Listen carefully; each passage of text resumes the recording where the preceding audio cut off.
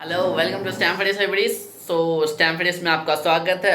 जैसा कि आप जानते हो, एक दिन मैं इंग्लिश में डालता हूँ टॉपिक को, सेम टॉपिक को हिंदी में भी डालता हूँ और इस तरीके से मैं आपको इंग्लिश हिंदी दोनों में ही क्लियर करता हूँ। आज हिंदी की बारी है तो हिंदी में आपको एक्सप्लेन करके अच्छे से सेम टॉपिक को समझाने वाला हूँ। चलिए बात करते हैं आज के टॉपिक को।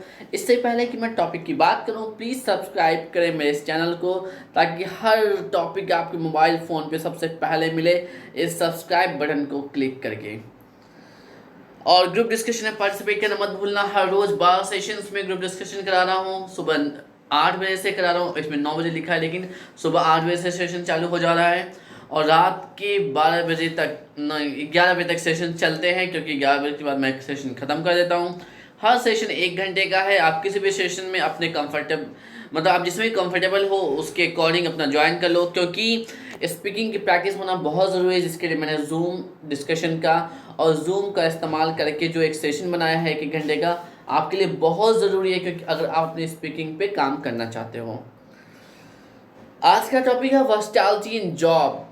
जॉब में जो चेंजेस आ रहे हैं हम उस पर बातें करेंगे। इससे पहले कि मैं बताऊं, आप इस क्वेश्चन को पढ़ो, what comes in your mind by reading versatility in job. इस लाइन को पढ़ने के बाद आपके दिमाग में क्या आता है?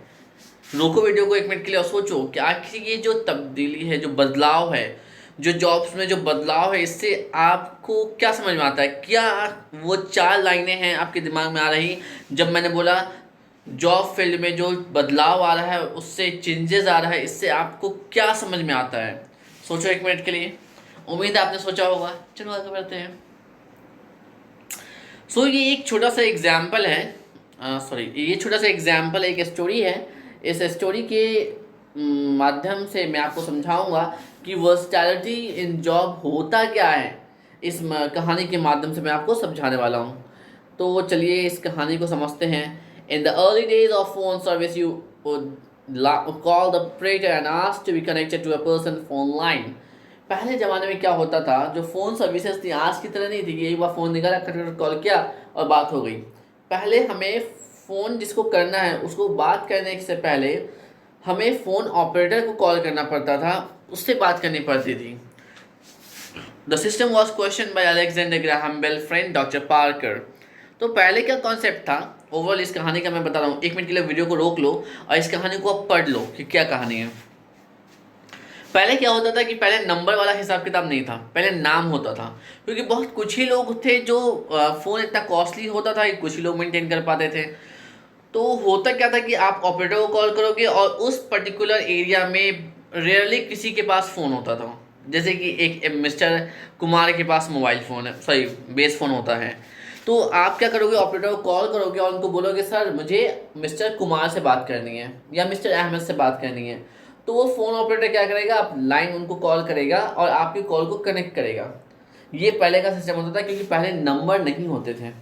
तो इस पर क्या हुआ, ग्राहम बेल जो जिन्होंने आविष्कार किया था फ़ोन का, टेलीफोन लाइन का, उनके फ्रेंड डॉक्टर पार्कर कहते हैं कि यार ये जो हमारा सिस्टम है इसमें बड़ा प्रॉब्लम है, मसला है। मसला क्या है कि अगर इसमें ऑपरेटर हमारा बीमार पड़ जाए तो सर्विस तो ठप पड़ जाएगी, क्योंकि अगर ऑपरेटर ही नहीं होगा तो कनेक्शन कौन करेगा, कॉल कौन करेगा? तो जब तक तो हमारा ऑपरेटर बीमार रहेगा तब तक तो सर्विसेज गई। तो ये एक अच्छा सिस्टम नहीं है, ये बहुत ही तकलीफदेह और इसमें कठिनाइयाँ आने वाली है इस वजह से। तो अलेक्जेंडर ग्राहम बेल ने सोचा कि नहीं यार, दोस्त तो सही कह रहा है, बात तो इसकी सही है। तो उन्होंने क्या किया कि नंबर वाला नाम वाला हिसाब किताब हटा दिया और नाम की जगह नंबर वाला हिसाब किताब ले आए कि जब नंबर होगा तो मैं सीधा सीधा नंबर का हिसाब किताब बैठाया। और टेक्नोलॉजी इस तरीके से बनी कि 4 कनेक्शन बने, 4 नंबर। तो कनेक्शन 1, कनेक्शन 2, कनेक्शन 3, कनेक्शन 4, ऐसे नंबर बन गया। अब क्या हुआ, जैसे कि आपको कॉल करना है तो आपको नंबर 1 दबाना है, तो आपका जो लाइन है 1 पर होता हुआ सीधा उस 1 नंबर वाले इंसान के पास चला जाएगा। 2 को कॉल करना, 2 नंबर वाला नंबर बता, 2 नंबर को दबाओगे तो दूसरे वाले नंबर पर जो भी इंसान होगा उसके पास कॉल चला जाएगा। 3 नंबर होगा तो 3 नंबर दबाओगे तो तीसरे नंबर वाले बंदे के पास पहुंच जाएगा। इसमें क्या हुआ, ऑपरेटर वाला मसला ख़त्म हो गया, ऑपरेटर का काम ख़त्म हो गया। इसके बाद क्या हुआ, इस सोल्यूशन के बाद कि जो ऑपरेटर्स की जॉब थी वो जॉब भी ख़त्म हो गई। देखो एक समय था जब ऑपरेटर्स की जॉब होती थी, एक समय आ गया कि ऑपरेटर्स की जॉब ख़त्म हो गई। अब आप आज के ही दौर में देख लो, बहुत सी ऐसी जॉब है जो आज के दौर में ख़त्म हो रही है धीरे धीरे। अगर आप एग्जाम्पल ले लो किसी, क्या कहते हैं उसको, सिलाई मशीन वाले की, जैसे जो लोग मतलब सिलाई करते थे उनके एग्जाम्पल ले लो, तो उनकी जॉब धीरे धीरे ख़त्म हो रही है क्योंकि रेडीमेड क्लॉथ्स आ गए। समझ रहे हो, रेडीमेड क्लॉथ्स आने से जो सिलाई करते थे, जो दर्जी खाने हुआ करते थे पहले के टाइम में, बहुत सारे उसकी कम, उनकी जॉब ख़त्म हो रही है, ख़तरे में आ रही है। ठीक है, अब आप देखो जो पहले पीसीओ एसटीडी बूथ्स होते थे जगह जगह, मोबाइल फ़ोन के आने से एसटीडी बूथ्स ख़त्म हो गए, तो इतने लोगों की रोज़गार ख़त्म हो गई, जॉब ख़त्म हो गया, बहुत से लोग बैठते थे। अब पहले क्या होता था, पहले लेटर लिखने वाले लोग होते थे जो बैठ के 10 रुपये या 5 रुपये या 2 रुपये लेते थे और आपके पत्र चिट्ठियाँ लिखा करते थे, उनका काम ही यही होता था। लेकिन आज के टाइम में क्या हुआ, ख़त्म हो गया। अब चिट्ठियाँ जा भी नहीं है तो पोस्ट ऑफिस की भी ज़िंदगी खतरे में है कि पोस्ट ऑफिस के एम्प्लॉयज़ रहेंगे या जाएंगे। तो इस तरीके से समय के साथ जॉब्स चेंज हो रहे हैं, जॉब्स, बहुत सी नई जॉब आई भी है, जैसे कॉल सेंटर देख लो। पहले कॉल सेंटर का कोई कॉन्सेप्ट ही नहीं था, आज की डेट में इंडिया का 50% युवा जो है कॉल सेंटर पे ही जॉब करके खा पी रहा है। तो आज की डेट में एक नई जॉब आई भी है, तो एक जॉब ख़त्म भी हुई है। तो एक क्वेश्चन है, will phone operators get job after this change in phone service? तो ये जो तब्दीली, चेंज आया, नंबर आ गया नाम की जगह पे, इसके बाद क्या फ़ोन ऑपरेटर्स जो हुआ करते थे उनको अपनी जॉब वापस मिल पाएगी? क्या ये पॉसिबल है? वीडियो को 2 मिनट के लिए रोको और इस क्वेश्चन के आंसर को सोचो, और इसी क्वेश्चन के आंसर को आपको करना है ग्रुप डिस्कशन में भी। अब चलिए, वर्सटैलिटी इन जॉब में 3 क्वेश्चंस पे ध्यान देंगे हम। यहाँ पे 2 क्वेश्चन है basically. Which of the profession job will not exist in future? कौन सी ऐसी जॉब है, कौन सी ऐसी नौकरियां हैं जो भविष्य में ख़त्म हो जाएंगी? Which job that do not exist today will be needed in future? कौन सी ऐसे जो नौकरी है जो अभी नहीं है पर फ्यूचर में उसकी बहुत ज़्यादा रिक्वायरमेंट आने वाली है? समझ रहे हो, ऐसे भी तो बहुत सी जॉब होंगी। एक टाइम था जब कुक बस कुछ जगह पे होते थे, लेकिन आज के टाइम में देखो तो कुक्स की बहुत ज़्यादा डिमांड है। जगह जगह होटल्स हैं, जगह जगह रिसेप्शंस हैं, पार्टीज़ हो रही हैं, तो कुक्स की डिमांड बढ़ी है, फ्यूचर में और बढ़ेगी। Think before choosing any job profile. कोई भी जॉब प्रोफाइल चुनने से पहले सोचो। सो आज आपका देखो बेसिकली क्या है इसमें कि अगर आप किसी भी जॉब को ढूंढने जा रहे हो, किसी भी जॉब को करने जा रहे हो, आपके लिए सबसे बेस्ट टाइम होता है आपका 10th का। अगर आप 10th दे रहे हो, आपका कोई छोटा भाई बहन 10th दे रही है, तो उसको इस तरीके से गाइड करो कि वो किसी अच्छे जॉब को टारगेट कर सके। मान लो +2 पे आते हैं, +2 कॉलेज में जब हम एंट्री लेते हैं, जब हम ग्रेजुएशन डिग्री को अचीव करने के लिए जा रहे हैं, जब हमारा ऐसा टाइम है जब हम ग्रेजुएशन करने जा रहे हैं, उस समय बेस्ट टाइम होता है आपके करियर सिलेक्शन का। सोचो कौन सा पेपर लूँ, कौन सा पेपर लूँगा कि उस पेपर में से पढ़ने से मुझे कोई ऐसी जॉब मिलेगी जो जॉब कम से कम 50 सालों के लिए मार्केट में ज़रूर होगा।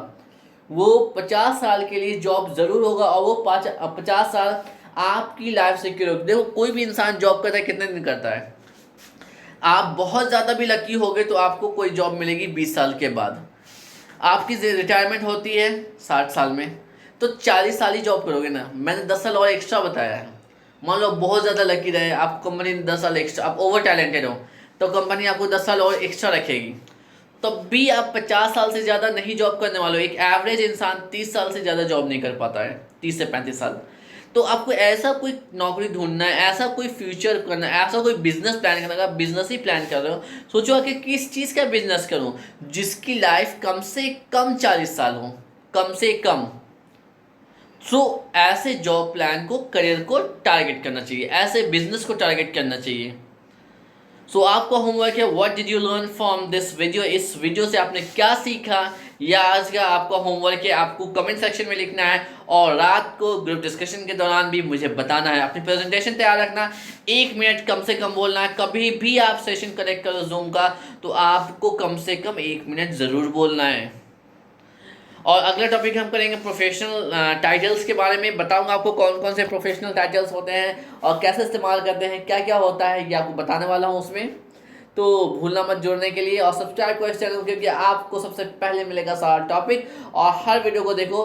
और बहुत जल्द मैं एक काम करने वाला हूँ कि जैसे ही कुछ और बच्चे जुड़ते हैं, मैं जैसे ही सुबह वाला सेशन स्टार्ट करूँगा, जो अभी मैंने किया नहीं है, सुबह 8 से 9, जैसे ही वो सेशन स्टार्ट हो जाएगा, मैंने प्लान किया है कि मैं इंग्लिश स्पीकिंग की जो मैं एफ सिलेबस को फॉलो कर रहा हूँ और 230 लेसन्स हैं उसमें, तो मैं हर दिन एक लेसन पढ़ाऊंगा, पूरा एक लेसन पढ़ाऊंगा। अगर आप एक लेसन एक दिन में ना देख सको, 2 दिन में देखो, 4 दिन में देखो, पर वो बच्चों को समझ में आ कि हाँ एक लेसन यहाँ से यहाँ पूरा एक लेसन ऐसा हुआ।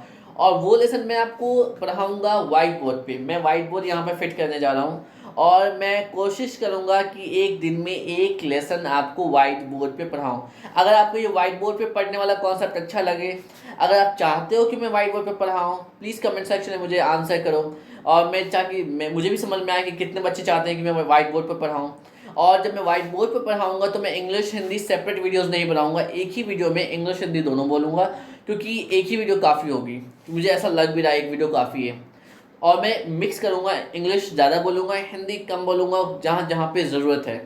और मैं वाइट बोर्ड पे पढ़ाऊँगा आपको, जैसे ही मतलब जैसे आप स्कूल कॉलेज में पढ़ते हो वैसे डील करूँगा वाइट बोर्ड पे। मैंने ऑर्डर भी कर दिया वाइट बोर्ड, लेकिन आपके ऊपर डिपेंड करता है कि मैं वाइट बोर्ड पर पढ़ाऊँगा या नहीं पढ़ाऊँगा। आप मुझे कमेंट सेक्शन में लिख के बताओ, क्या मुझे वाइट बोर्ड पर पढ़ाना चाहिए, क्या मुझे एक दिन में एक लेसन कंप्लीट पढ़ाना चाहिए, क्योंकि अभी मैं पार्ट से पढ़ा रहा हूँ।